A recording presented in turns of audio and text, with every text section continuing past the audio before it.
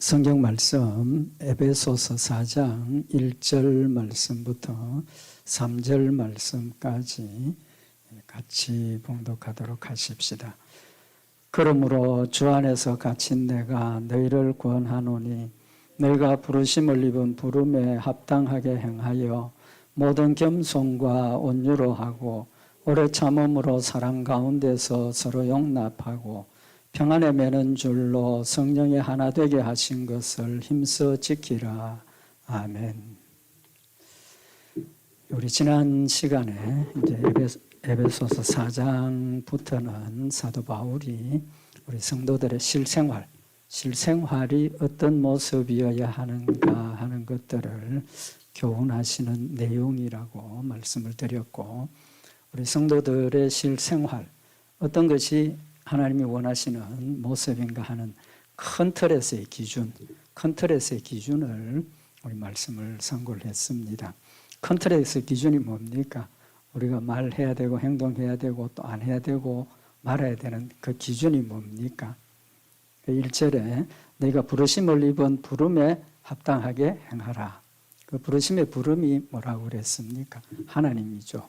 또 예수님입니다. 그래서 우리가 말과 행동, 생각 이런 것들이 옳은가 그런가 그걸 기준으로 생각할 때 이 말과 행동 또 우리의 생각 또 우리의 모든 것들이 하나님께 합당한 건가 안 한가, 이제 그걸 기준으로 우리 판단할 수 있다라는 말씀을 상고를 했습니다. 우리 오늘 2절 이하에 나타나는 말씀은 좀 더 구체적으로 지금 우리에게 우리가 하나님의 부르심에 합당한 행위가 어떤 것인가 하는 것을 교훈을 하고 있습니다. 2절에 보면 모든 겸손과 온유로 하고 오래 참음으로 사랑 가운데서 서로 용납하고 평안에 매는 줄로 성령이 하나 되게 하신 것을 힘써 지키라. 기준이 뭡니까? 구체적인 것, 겸손, 온유, 오래 참음으로 사랑 가운데서 서로 용납하는 것. 이 덕목들이 왜 중요한가 하면 3절에 평안에 매는 줄로 성령이 하나 되게 하신 것을 힘써 지키라 그랬습니다. 그러니까 이 겸손, 온유, 인내, 서로 용납하는 것, 이 이유가 뭐라는 겁니까? 하나님께서 하나 되게 하신 것을 지키기 위한 겁니다. 이 의미가 뭐냐 하면 교회의 의미를 지금 우리에게 말씀을 하시는 겁니다. 늘 말씀을 드리는 것처럼 우리 하나님의 택한 백성들은 독자적으로 단독적으로 할 수 있는 일이 아무것도 없습니다. 또 뭐 천지를 창조하신 하나님 원리도 그렇지만 교회는 우리가 한 몸이 되었고 한 지체가 되었습니다. 그래서 우리가 노력해서 하나가 되는 게 아니라는 걸 우리가 명백히 알자는 겁니다. 우리 열심히 노력해서 하나 됩시다. 그 잘못된 겁니다. 잘못됐고 이미 하나 되게 하셨습니다. 우리의 노력으로가 아니라 하나님께서 믿음 안에서 하나 되게 하셨습니다. 내가 하나님과 하나가 되고 우리 모든 성도들이 믿음으로 하나님과 하나가 되었기 때문에 누구를 중심으로? 하나님을 중심으로 우리는 수평적으로 하나가 되어 있는 겁니다. 그러니까 우리 노력으로 하나가 되는 게 아니고 이렇게 하나님께서 믿음 가운데 우리를 하나 되게 하신 것들을 우리가 지켜가야 된다는 겁니다. 그럼 반대로 이야기를 하면 사탄의 공격의 목표가 뭡니까? 공격하는 목표. 끊어내는 겁니다. 끊어내는 거. 하나 되게 하신 것을 자꾸 끊도록 만드는 겁니다. 하나님께서 우리를 지체로 만들어 주셨는데 우리 스스로가 내 손을 잘라내고 내 손가락 잘라내고 내 귀를 잘라내고 결국은 하나님께서 세워주신 지체로서의 역할을 하지 못하도록 누가 역사하는 겁니까? 사탄이 역사하는 겁니다. 그래서 하나님께서 하나 되게 하신 것을 지켜갈 수 있는 핵심적인 우리의 삶의 내용을 지금 우리에게 교훈을 하시는 겁니다. 그래서 첫째는 겸손, 온유, 그 다음에 오래 참음으로 사랑 가운데서 서로 용납하는 것. 이 덕목들이 우리가 하나님께서 하나 되게 하신 것을 잘 지켜가는 핵심적인 모습이라는 겁니다. 특별히 제일 첫 번째 뭐라고 이야기를 합니까? 겸손, 두 번째가 온유. 물론 이것이 꼭 제일 중요하기 때문에 첫째, 둘째로 내었다. 뭐 그렇게 주장하기가 힘들 수도 있지만 사실은 이게 제일 중요한 덕목이기 때문에 제일 먼저 언급을 한다고 볼 수 있습니다. 왜 그렇습니까? 예수님의 마음이 뭐라고 그랬습니까? 마태복음 11장 29절에 보면 나는 마음이 온유하고 겸손하니 나의 멍에를 메고 내게 배우라. 그러면 너희 마음이 쉼을 얻으리니. 예수님의 마음이, 예수님 자신이 우리에게 말씀하시기를 나는 마음이 온유하고 겸손하다라고 말씀을 하셨습니다. 그러니까 우리가 예수님을 닮기 위해서는 우리 마음이 뭐가 돼야 됩니까? 온유하고 겸손한 마음이 돼야 된다는 거죠. 그래서 오늘 이 순서는 바뀌었지만 겸손과 온유로 하라라고 말씀을 하고 있는 겁니다. 그런데 특별히 앞에 뭐가 붙었습니까? 모든이라고 말씀을 하셨습니다. 모든이라는 건 전부라는 거죠. 우리가 온유하고 겸손한 마음을 가지되 완벽한 온유하고 겸손을 가지라는 겁니다. 부족하게 하지 말고 모든 완벽한 온전한 그런 온유와 겸손을 가지라고 하시는 말씀인 겁니다. 우리 힘으로는 되지 않습니다. 절대로 할 수 없습니다. 그럼 누가 하게 하십니까? 하나님이 하게 하시는 거죠. 성령님께서 우리에게 하게 하시고 또 그런 목표를 지금 우리에게 제시를 하고 계시는 겁니다. 그래서 빌립보서 2장 5절에도 너희 안에 이 마음을 품으라 라고 말씀을 하시고 곧 그리스도 예수의 마음이니 그는 근본 하나님의 본체시나 하나님과 동등됨을 취할 것으로 여기지 아니하시고 자기를 뭐 했다 그랬습니까? 낮추셔서 우리의 인간의 모습으로 오시고 십자가에 못 박혀 죽으시고 순종하셨다라고 말씀을 하고 있는 겁니다. 그렇게 보면 우리 성도들의 핵심적인 모습이 온유와 겸손, 자기를 낮추고 하는 그것이라는 것 우리 한번 오늘 마음에 먼저 새기고 겸손에 대해서 오늘 말씀을 좀 참고를 하도록 하십시다. 겸손은 어떤 걸 겸손이라 합니까? 설명을 잘 못하셔도 겸손의 의미는 다 아시죠, 그죠? 겸손. 근데 성경에는 겸손의 이 의미를 구체적으로 우리에게 설명을 하고 있습니다. 그 겸손에 대해서 성경이 뭐라고 말씀을 하시느냐 하면 첫째는 자기를 낮추는 것, 자기를 낮추는 겁니다. 그래서 빌립보서 2장 6절에 보면 그는 근본 하나님의 본체시나 하나님과 동등됨을 취할 것으로 여기지 아니하시고 오히려 자기를 비워 종의 형체를 가져 사람들과 같이 되었고 사람의 모양으로 나타나셨으며 자기를 낮추시고 죽기까지 복종하셨으니 곧 십자가에 죽으심이라. 예수님이 하나님이시지 않습니까? 하나님이시고 하늘에 계시고 우리하고는 전혀 다른 존재이신데 그 하늘나라의 하나님의 지위를 버리시고 이 땅에 낮고 천한 이런 자리까지 내려오셨다는 겁니다. 그럼 낮추는 겁니다. 자기를 낮추는 것. 근데 자기를 낮추는 것만 가지고 겸손이 됩니까? 안 됩니까? 안 될 수도 있습니다. 나도 낮추지만 상대방도 낮추면 겸손이 됩니까? 안 됩니까? 안 되죠. 나도 낮추면서 상대방도 아주 낮게 보면 똑같은 사람이 되는 겁니다. 그건 겸손이 안 되는 거예요. 그래서 성경이 뭐라고 말씀을 하셨느냐 하면 빌립보서 2장 3절에 보면 아무 일에든지 다툼이나 허영으로 하지 말고 오직 겸손한 마음으로 각각 자기보다 남을 낮게 여기라는 겁니다. 나를 아무리 높여도 나보다 상대방을 더 높게 생각을 하면 그게 겸손이 되는 겁니다. 그게 겸손이 되는 거예요. 그런 관점에서 보면 제가 우리 성도들에게 늘 말씀을 드리는 것처럼 우리는 자존감을 가져야 된다는 거예요. 자존감을 가지고 그 자존감 위에 상대방도 그 자존감을 인정을 하고 또 귀하게 생각을 하고 높여줄 때 그럴 때 우리의 모습이 정말 당당하고 하나님의 영광을 드러내는 그런 담대한 모습이 될 수 있다는 겁니다. 무조건 우리를 낮추자는 게 아니라는 겁니다. 상대방을 이렇게 높이고 또 내 자신도 낮아지는 이제 그런 모습을 성경은 겸손이라고 말씀을 하고 있습니다. 그 다음에 겸손의 마지막 세 번째는 뭐냐 하면 서로 존경하는 겁니다. 공경하는 것. 겸손이 상대방을 공경하는 겁니다. 그래서 로마서 12장 10절에 보면 형제를 사랑하여 서로 우애하고 존경하기를 서로 먼저 하며 서로 먼저 하라라고. 서로입니다. 일방적으로 존경하고 나 존경받고 그게 아니고 서로 존경하기를 먼저 하라라고 말씀을 하고 있습니다. 그래서 베드로전서 2장 17절에도 무사람을 공경하며 형제를 사랑하며 하나님을 두려워하며 왕을 공경하라.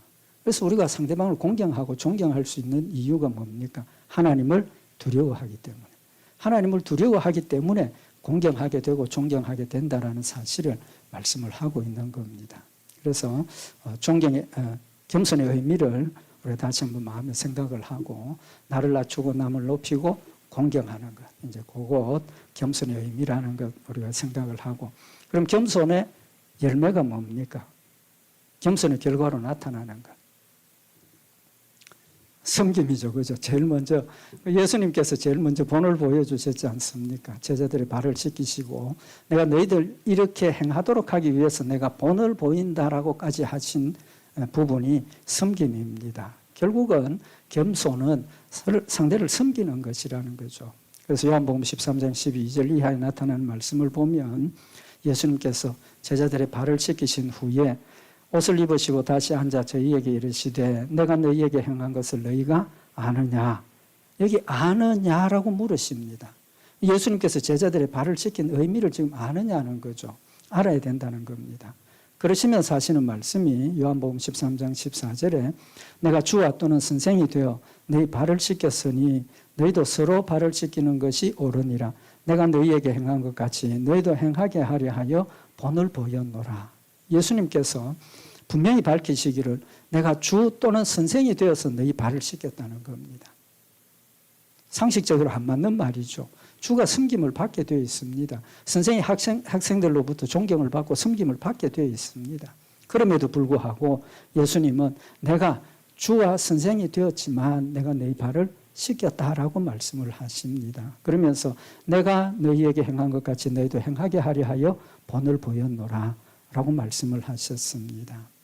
그리고 요한복음 13장 16절에 보면 이어서 내가 진실로 진실로 너희에게 이르노니 종이 상전보다 크지 못하고 보냄을 받은 자가 보낸 자보다 크지 못하니 내가 이것을 알고 행하면 복이 있으리랍니다. 알고 행하면 그 말의 의미가 뭐겠습니까? 알고 행하라는 말씀 의미가 뭐겠습니까? 뭐 여러 가지로 해석이 될 수 있겠지만 내 위치가 섬김을 받아야 하는 자리라는 것을 알지만 그걸 알지만 내가 섬김을 베풀어야 되고 섬겨야 된다라는 사실을 깨닫고 믿고 섬긴다는 그런 의미를 지금 우리에게 교훈을 하시는 거라고 생각이 되어집니다. 그래서 겸손의 첫 번째 의미는 내 위치에서 더 겸손이죠. 낮아지고 남을 나보다 낮게 여기고 공경하는 그런 마음의 자세가 될 때 섬길 수 있는 그런 섬김의 열매를 말씀을 하시고 그 다음에 이제 이 섬김, 겸손 두 번째 열매가 뭐냐 하면 순종입니다. 순종. 이건 하나님 앞에 우리가 겸손한다. 제가 늘 말씀을 드리지만 하나님 앞에 우리는 겸손할 게 없습니다. 겸손할 게 없습니다. 왜? 하나님 앞에 우리는 죄인이고 지옥 가야 살 존재인데 뭐 더 낮출 게 뭐 있습니까? 하나님 앞에 우리는 겸손, 그 표현이 안 맞습니다. 제가 생각할 때. 그렇지만 성경에 보면 너는 하나님 앞에 겸손하라고 하셨으니까 그 말씀은 하나님 앞에 내 존재를 인정하고 하나님 앞에 내 존재 그대로 자체를 받아들이라는 거죠. 그럴 때 우리가 하나님 말씀을 순종할 수밖에 없습니다. 내 뜻도 없어지고 내 생각도 없어지고 다 그렇죠. 그러나 성도들 간의 관계에서 순종을 우리에게 요구를 하시고 있는 겁니다. 그 말은 사랑 가운데 서로 순종하는 겁니다. 굉장히 좀 우리가 행하기 어렵다라는 생각을 하실 수가 있는데 순종하기 위해서 첫째가 뭡니까? 내 뜻이 없어야 됩니다. 내 뜻이 없어야 돼요. 상대방이 요구할 때 내가 마음에 이건 안 돼. 그럼 순종합니까? 안 합니까? 안 하죠. 안 합니다. 내 뜻이 없어야 돼요. 두 번째는 뭡니까? 내 뜻이 있다 하더라도 뭐 해야 됩니까? 내 뜻을 포기하고 양보하는 겁니다. 양보하는 거. 겸손하면 때로는 내 뜻을 양보하고 순종하게 되어 있고 순종하게 되는다는 겁니다. 그런데 억지로 내 뜻 포기하면 기분이 어떻습니까? 억지로 순종하게 되면 기분이 어떻습니까? 막 속에서 화가 나죠. 짜증납니다. 제대로 된 순종이 될 수가 없는 거죠. 그러니까 억지로 양보하고 포기하는 것이 아니라 하나님 뜻 안에서 하나님이 원하시는 것이라고 믿고 우리가 서로 따라가게 되는 겁니다. 근데 여기서 한 가지 우리가 꼭 중요하게 생각해야 될 게 뭐냐 하면 상대방도 겸손하면 억지 같은 요구를 할 수 있습니까? 없습니까? 절대로 안 합니다. 절대로 안 해요. 똑같이 서로 상대를 존중하고 서로 상대를 높게 생각을 하면 절대로 상대방 마음 상하는 요구를 할 수 없습니다. 하지 않습니다. 그러니까 하나 되게 하신 것은 항상 우리가 생각해야 될 게 뭐냐면 서로라는 개념을 우리 마음에 꼭 새겨야 하는 겁니다. 서로. 그래서 서로 사랑하고 서로 섬기고 서로 존중하라라고 말씀을 하고 있는 겁니다. 그래서 에베소서 이제 5장에 앞으로 우리가 상고를 하게 되겠지만 5장 18절에 보면 술 취하지 말라 이는 방탕한 것이니 오직 성령의 충만함을 받으라. 우리가 온전하게 순종하고 상대방을 섬기고 존중할 수 있는 그 힘은 우리의 노력으로 되는 게 아닙니다. 우리가 어떻게 수양을 하고 인격적인 수양을 하고 인격이 좋다고 해서 되어지는 게 아니라는 거죠. 뭐가 됩니까?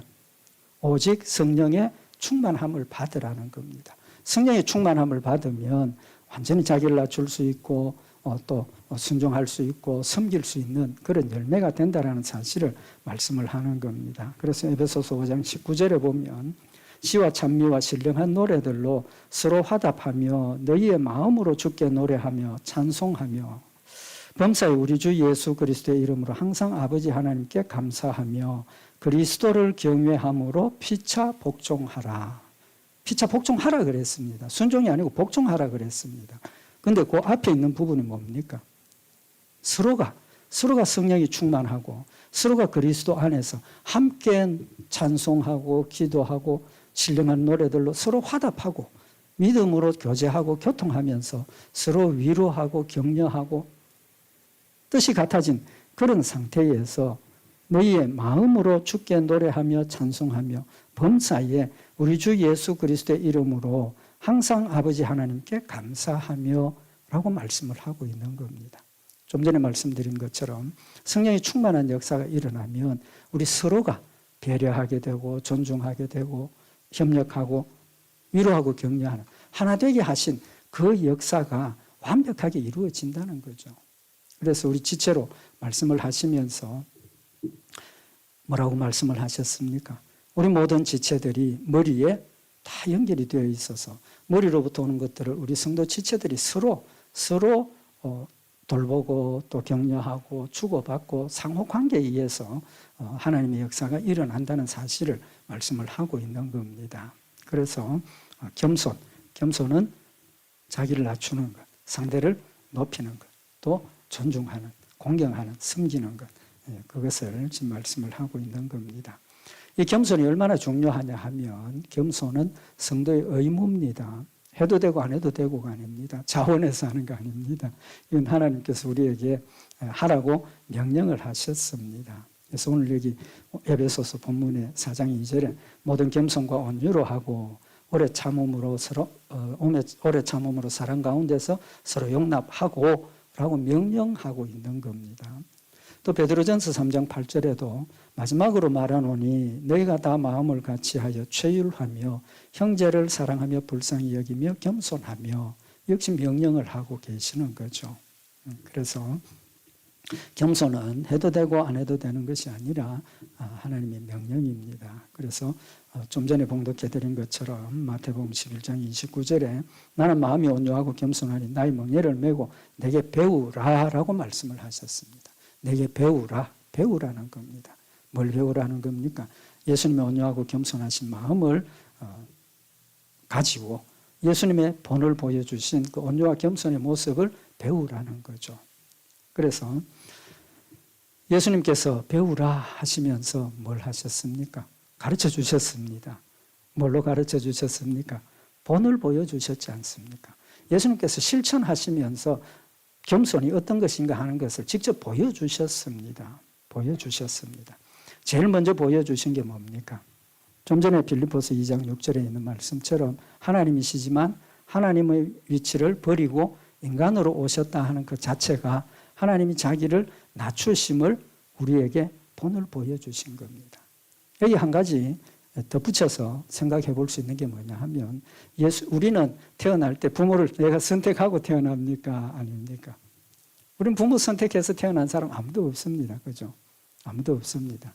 근데 하나님께서 이 땅에 오실 때, 인간으로 오실 때 어떤 가문에, 어떤 가정에, 어떤 사람의 부부에 태어날 수 있도록 하겠다 하는 것 작정하실 수 있습니까? 없습니까? 작정하실 수 있죠.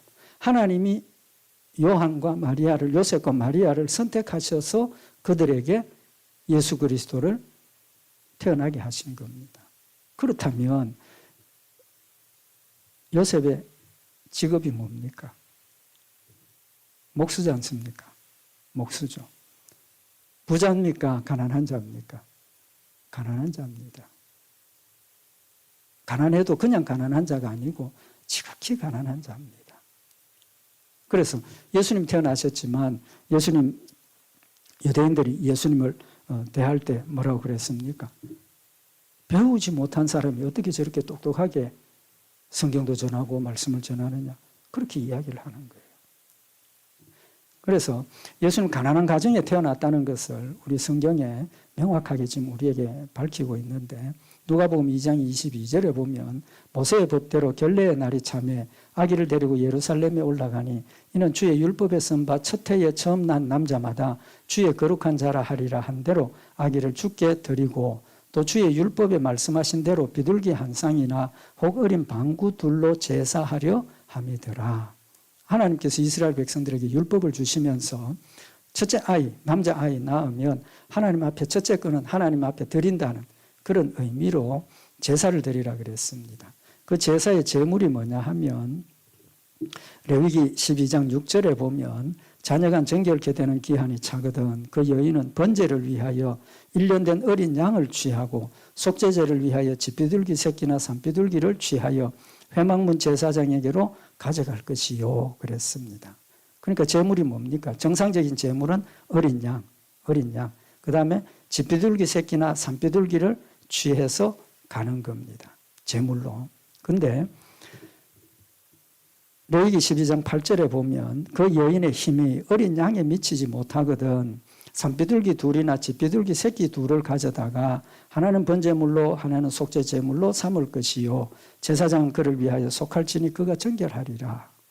그러니까 뭐 일반적인 가정에서는 어린 양 한 마리 뭐 준비할 수 있고 또 비둘기 새끼 뭐 비둘기 가져갈 수 있지만 경제력이 안 되는 사람이 있다는 겁니다. 그 어린 양 비둘기 한 마리를 준비하지 못하는 그런 가정이라면 어떤 가정입니까? 아주 가난한 가정이라고 봐야 된다는 거죠. 그래서 그런 가난한 가정에서는 어린 양을 준비하지 못하면 뭐 준비하라 그랬습니까?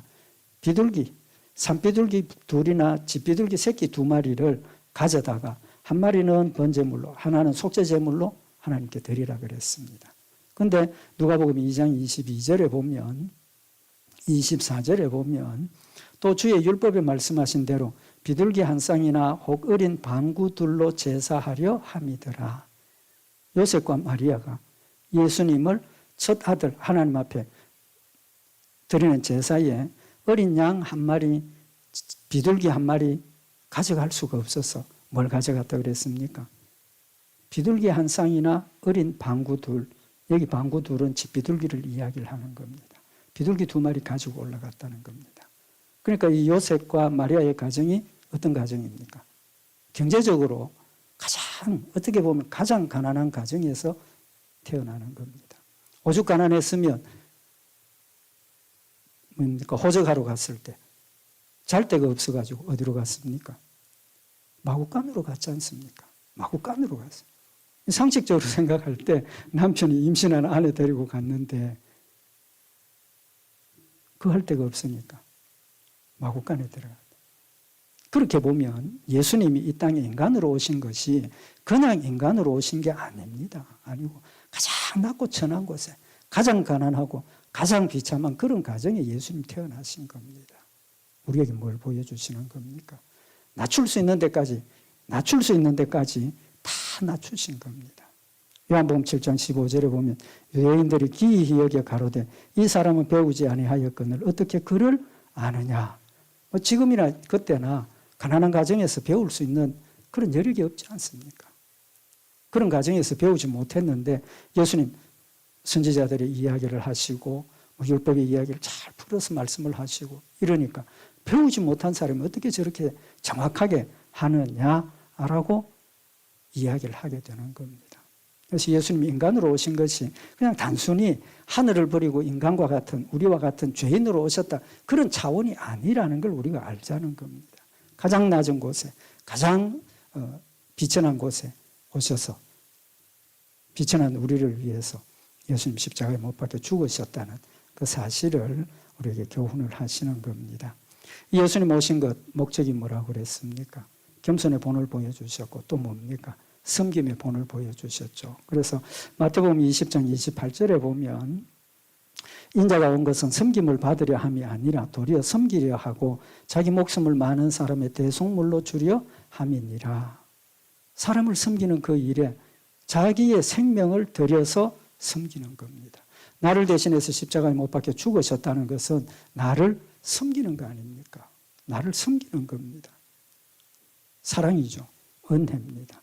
그래서 예수님께서 이 땅에 오신 것은 섬김을 받으려고 오신 게 아니고 예수님으로서 영광을 받으시고 찬양을 받으시고 우리의 존경을 받으시기 위해서 오신 것이 아니라 내 죄를 대신해서 십자가에 못 박혀 죽으시기 위해서 죄인된 나를 섬기기 위해서 예수님 오셨다라고 명확하게 지금 밝혀주고 계시는 겁니다. 인자가 온 것은 섬김을 받으려 함이 아니라 도리어 섬기려 하고 자기 목숨을 많은 사람의 대속물로 주려 함이라. 자기 목숨을 우리에게 섬기는 그런 모습을 보여주시고 본을 보여주신 거죠. 그래서 앞에서도 말씀을 상고를 했지만 예수님께서 제자들의 발을 씻기시면서 내가 주와 또는 선생이 되어 너희 발을 씻겼으니 너희도 서로 발을 씻기는 것이 옳으니라 라고 말씀을 하실 수가 있고 그 말씀이 힘이 있는 거죠. 힘이 있는 겁니다. 왜? 예수님 직접 보여주시고 예수님께서 직접 우리에게 역사를 하시는 거니까 우리가 그냥 허투루 받아들일 수 있는 말씀이 아니라는 겁니다. 그래서 내가 너희에게 행한 것 같이 너희도 행하게 하려 본을 보였느니라 라고 말씀을 하고 계십니다. 또 순종의 본은 어떻습니까? 예수님 순종의 본을 보였죠.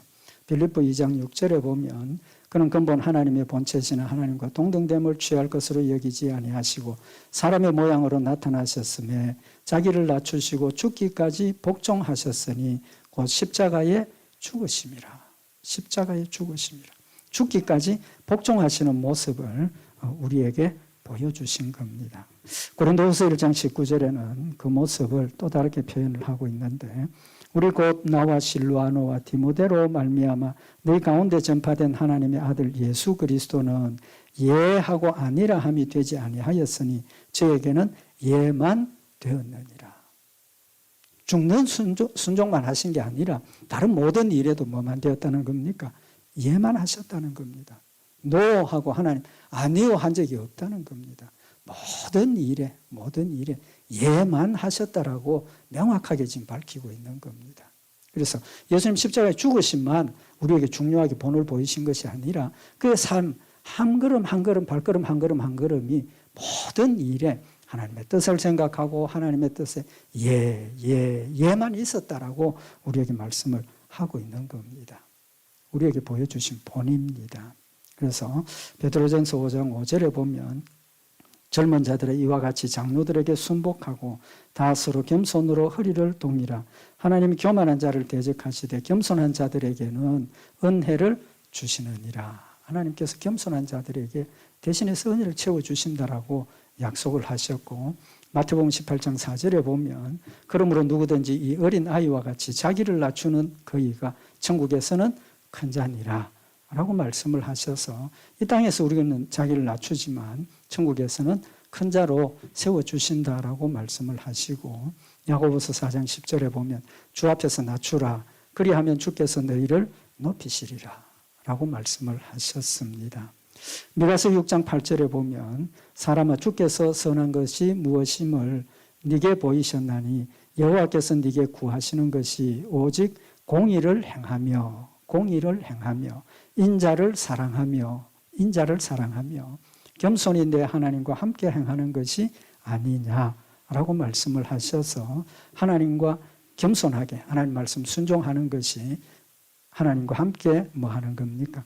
동행하고 함께 행하는 것이다 라고 말씀을 하고 있는 겁니다. 우리가 겸손히 하는 그 모든 일에 하나님이 함께 하시고 하나님이 함께 행하시고 있다는 사실을 우리에게 말씀을 하고 있는 겁니다. 이사야서 57장 15절에 보면 지존무성하며 영원히 거하며 거룩하다 이름하는 자가 이같이 말씀하시되 내가 높고 거룩한 곳에 거하며 또한 통회하고 마음이 겸손한 자와 함께 거하나니 이는 겸손한 자의 영을 소생케 하며 통회하는 자의 마음을 소생케 하려 함이라 라고 말씀을 하셨습니다.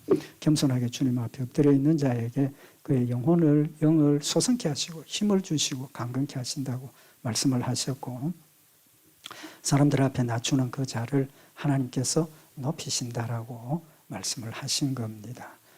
우리 예수 그리스도의 모습, 핵심적인 모습이 겸손, 온유 이 두 가지 중에 오늘 겸손에 대해서 말씀을 상고를 했습니다. 우리 다 아는 말씀이지만 다시 한번 우리 겸손의 의미를 생각을 하고 우리 예수님의 그 겸손함을 우리도 닮아서 정말 하나님을 영화롭게 하고 하나님이 약속하신 그 높임과 또 우리의 축복의 약속 평생에 받아 누리는 복된 역사들 있기를 바랍니다. 우리 기도드리십시다. 사랑의 하나님 아버지, 나는 온유하고 겸손하니 너희는 내게 와서 내 멍에를 메고 배우라고 하신 말씀을 다시 한번 마음에 새기는 시간이 되게 하시고 예수님 본으로 보여주신 겸손의 모습을 우리 마음속에 새겨서 성령님 인도하시는 대로 성령의 충만함으로 우리도 겸손의 열매를 통해서 하나님 하나 되게 하신 것을 힘써 지켜가며 힘을 합하여 주를 섬기며 주의 뜻을 이루어가는 복된 역사들이 있도록 주님 축복하여 주시옵소서. 우리 주 예수 그리스도의 이름으로 기도드리옵나이다. 아멘.